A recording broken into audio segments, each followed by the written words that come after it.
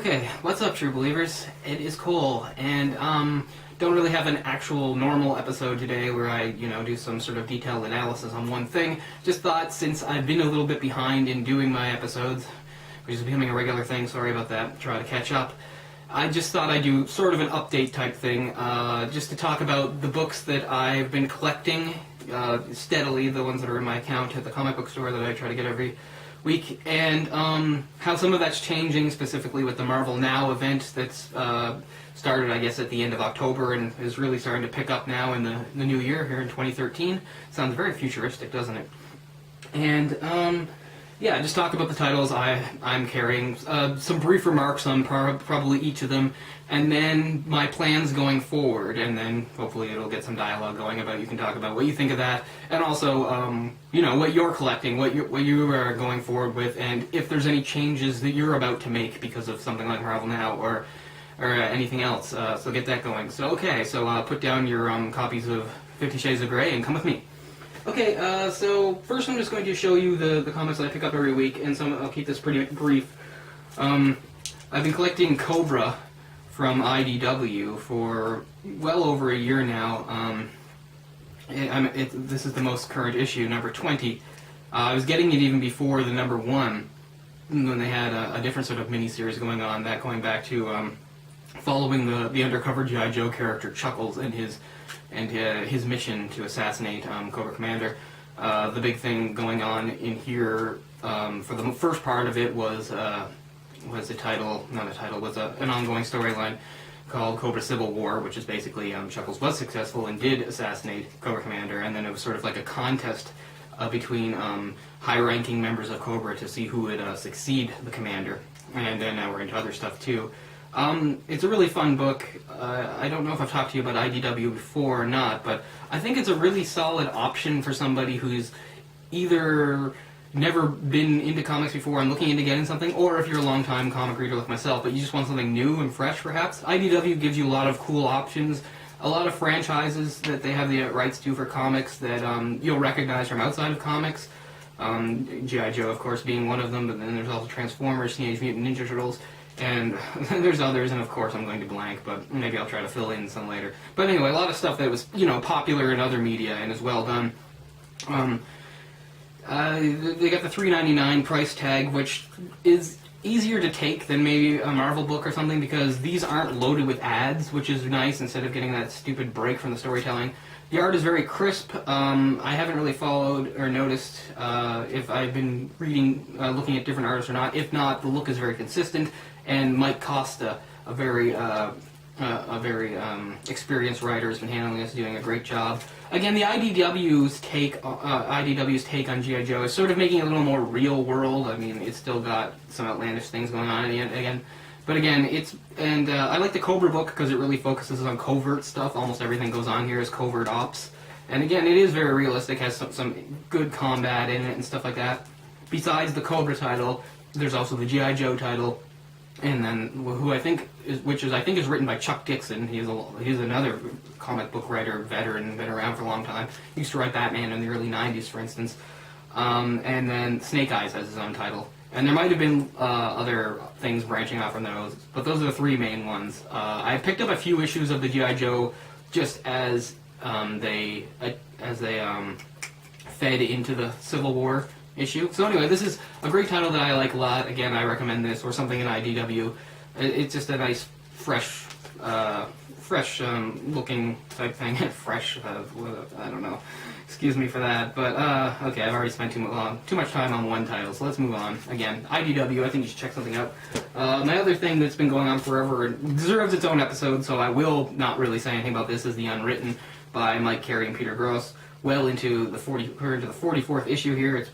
It's still going, and it's great. It's winning all kinds of awards. Mike Carey and Peter Gross have been the writer-artist title since the very beginning, and I assume it's going to go that way to the end. It's a really nice, different thing. Again, if you like stuff like perhaps Fables or something like this is a neat. It's sort of in that vein. Again, it's not superhero stuff or anything like that. And again, it's not like G.I. Joe. It's not soldiers. It's fantasy, and a very original fantasy, and extremely well written. Mike Carey is such a good writer. It almost makes me sick because I can't be as good as him. Okay, so now and get into the meat of this, which is the Marvel titles. And a lot of things have happened and changed for me because of Marvel Now and other things.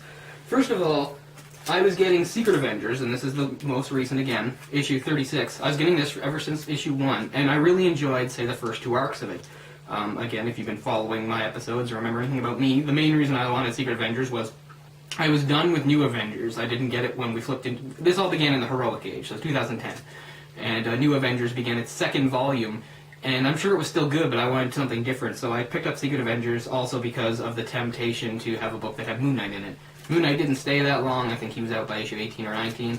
And by issue 20 or so, things really changed. Now, how I don't want to give you a breakdown of everything, but we had the first arc, which was sort of just getting the team together and a mission that wound up being on Mars and some stuff with the Serpent Crown.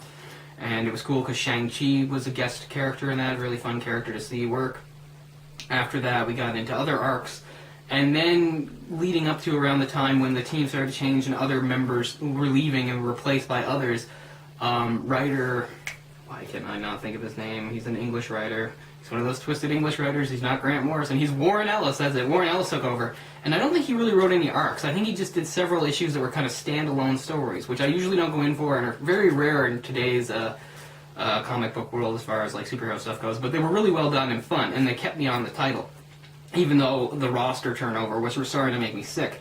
We went from a team that seemed at least partially covert to having people like Captain of Britain and the Vision showing up. One of the people, Hawkeye, basically takes over as team leader when Captain America leaves. And again, from that moment on, it really went south. I was very, very unhappy with the direction they went. Venom becomes a major character in it. Again, that would be the Flash Thompson Venom, the weird Agent Venom that I can't stand. And it just did not feel like Secret Avengers anymore. It just felt like a random collection of Avengers thrown together, and several of whom I really don't care for. So I knew I didn't want to stay with the book, but I'm a completionist and I hate quitting halfway and things like that. Now what's going to happen with Marvel Now is this, I'm not sure if this is the last issue, but it might be the second last issue before we start again at a new #1.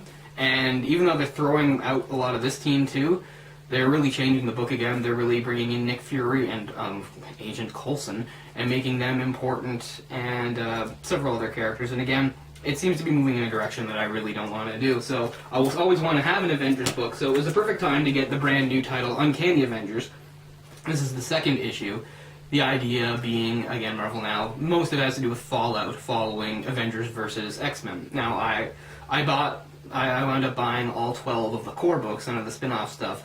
The 12 issues, I got them in a sort of a special pack-in deal for a pretty good price. So I got to read them that way, and that's what sets up the new status quo for what Marvel Now is and going forward. And one of the major things they're trying to do is, well, let's combine the X-Men with the Avengers.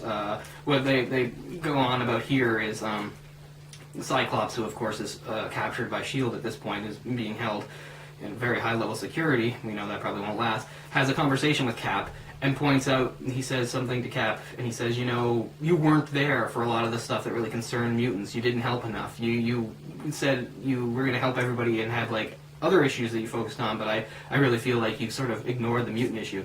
Now, whether that's true or not, I don't know. But, again, you take it for what it's worth. Cyclops said it. He's kind of obsessed. But Cap does sort of take it to heart, and he recruits the other Summers brother,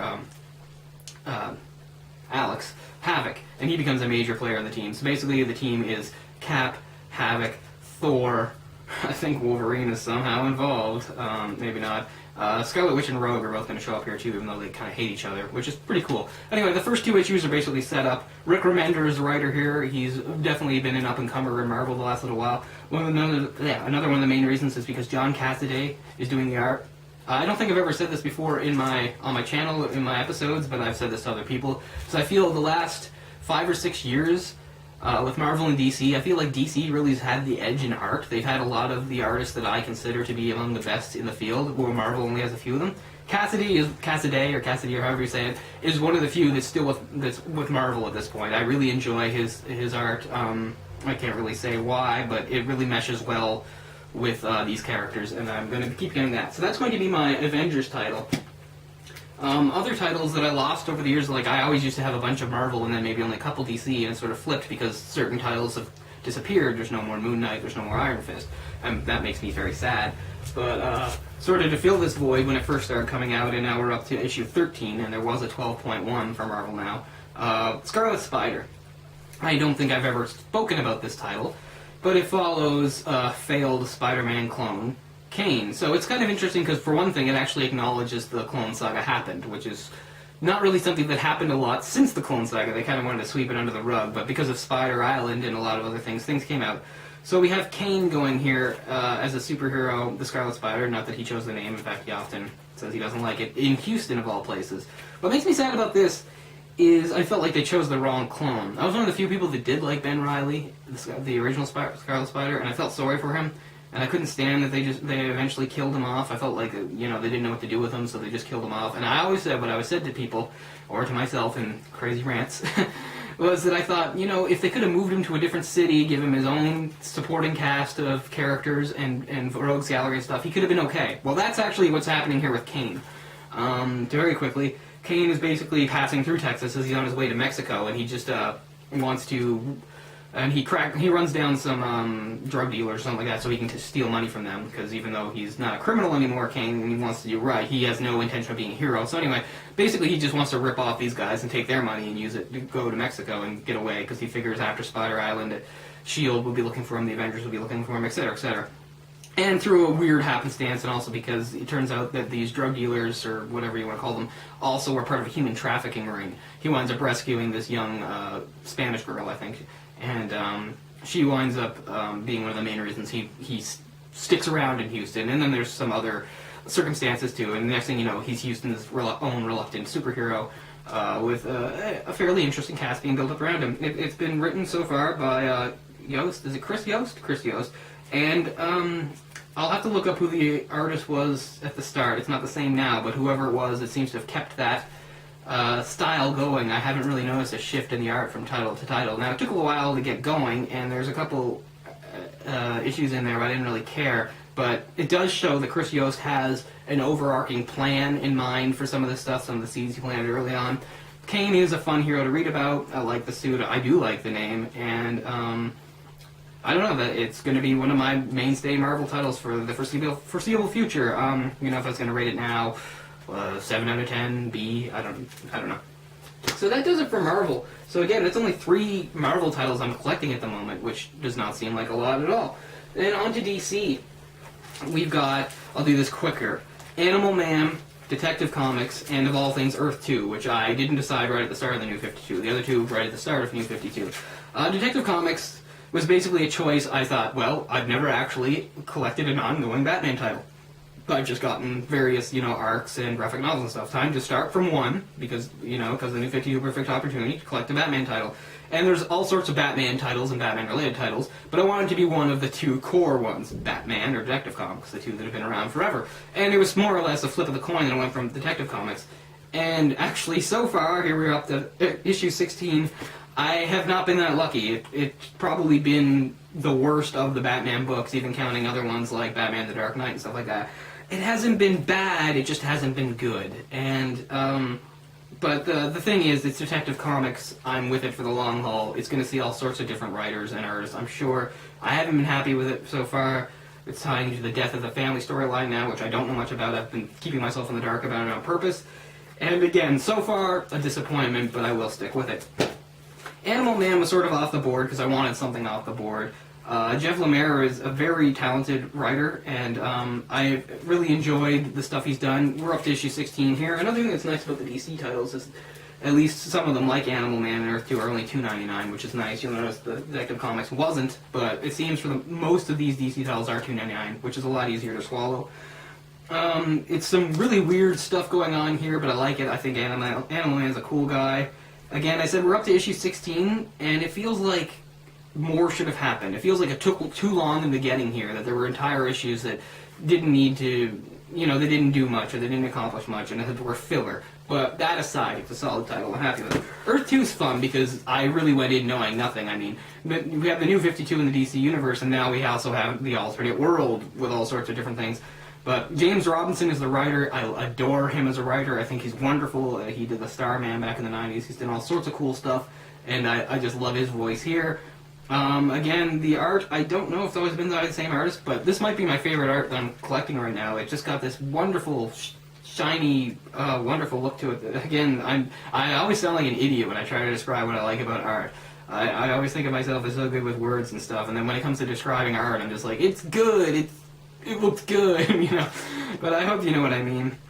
And the cool thing about Earth 2 is that, again, it's not a single character's book, it's not even a team book. It's Earth 2 in its entirety, so from issue to issue, it could focus on almost anything. And right now, it does seem sort of scattered here in issue 8. I started getting it at issue 5, I think. I also have the number 0 issue. The new 52 DCs, they all released 0 issues not too long back. And anyway, I really don't know where it's going or who it's really going to focus on, but I am definitely intrigued and definitely enjoying it. And that's going to have to do it, because I have no sense of time, and I probably already talked past what I wanted to. I wanted to talk about some of the other Marvel Now titles that are coming out and what I think of it, but instead of doing that, I'll just say, at the moment, I don't feel great about any of them. I want another Marvel book to pick up, and I don't even care if it's, like, kind of off the board, like, I don't know, Guardians of the Universe, something like that. So that's something where you guys might be able to help me out. You might say something that either you're getting now or you want to get, or something that's caught your eye. That'd be great to have some help. Again, the main point of this was I wanted to let you know what I'm sort of collecting. Of course, I'm always giving extra stuff that doesn't count in here, and next week, hopefully, or next episode, we will do something on something like that, a graphic novel. But anyway, just feels great to get that done. I really wanted to get that done. Peace out, guys, and I'll talk to you soon. All right.